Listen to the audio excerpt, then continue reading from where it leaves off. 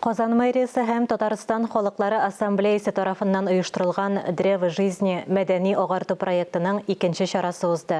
Быел ул Удмурт милләтенә багышланды. Казан халкы һәм шәһәр кунаклары Удмурт халкының традицион костюмнары, декоратив гамәли сәнгате, традицион уеннары, мәкальләре, уен кораллары белән танышты.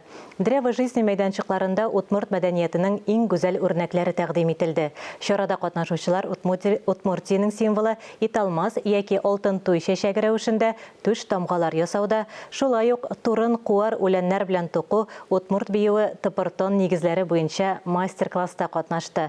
Төп мәйданчыкта Зәкәрия төркеме, Удмуртиянең популяр коллективы Буранова әбиләре дә чыгыш ясады. Әлеге чаралар Россия халыкларының мәдәни мирас йылыксаларында Татарстан Республикасы президенты каршындагы татар телен һәм Татарстан Республикасында яшәүче халыклар вәкилләренең туган телләрен саклау, үстерү мәсьәләләре комиссиясе ярдәме белән гамәлгә ашырыла.